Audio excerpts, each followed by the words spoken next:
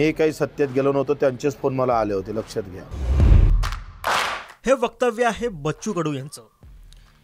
श्रीरामपूर येथे प्रहार संघटनेचा मेळावा पार पडला। या मेळाव्यात प्रहारचे नेते बच्चू कडू यांनी शेतकरी आणि अनेक योजनांवर भाष्य केलं। त्यानंतर त्यांनी प्रसार माध्यमांशी संवादही साधला। यावेळी बच्चू कडू यांनी मोठा गौप्यस्फोट केलाय। हे पूर्ण भारतभर योजना आहे आणि ही योजना शहरासाठी 2.5 लाख देतं आणि शहरात मागेल त्याला घर देतं। पण पंतप्रधान आवास योजना केंद्र सरकारची हीच योजना जेव्हा गावात जातं तेव्हा त्याला काही अटी शर्ती घातल्या जातं आणि ते गावात आली का 1.25 लाखाची होतं। तर हा अपमान आहे आणि आम्ही अशा फाटक्या घराला मोदीजीचं पोस्टर लावणार आहोत। तेव्हा हा अन्याय का? शहरातल्या लोकांना 2.5 लाख आणि गावातल्या लोकांना 1.25 लाख का?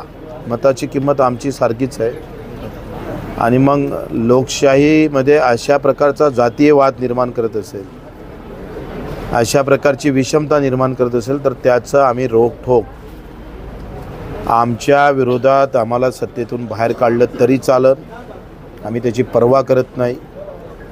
आणि मी काही सत्तेत गेलो नव्हतो, त्यांचेच फोन मला आले होते, लक्षात घ्या।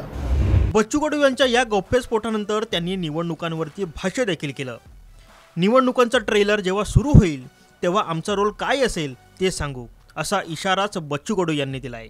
मला असं वाटतं का अजून निवडणुका लागायच्या आणि त्या पिक्चरचा ट्रेलरही अजून सुरू व्हायचा आहे आणि जेव्हा ट्रेलर सुरू होईल ना तेव्हा आम्ही तुम्हाला सांगू ना आमचा रोल काय राहील पिक्चरमध्ये। बच्चू कडूंच्या या इशाऱ्यानंतर आता महायुतीतील शिंदे आणि फडणवीस काय भूमिका घेणार, काय पावलं उचलणार हे देखील पाहणं तितकंच महत्त्वाचं ठरणार आहे। ब्युरो रिपोर्ट, साम टीव्ही न्यूज, अहमदनगर। देश विदेशातील प्रत्येक घडामोडींचे लाईव्ह अपडेट मिळवण्यासाठी आता साम टीव्हीच्या सर्व सोशल मीडिया प्लॅटफॉर्मला लाईक, फॉलो आणि सबस्क्राईब करा। तसंच सर्व नोटिफिकेशनसाठी बेल आयकॉन प्रेस करायला विसरू नका।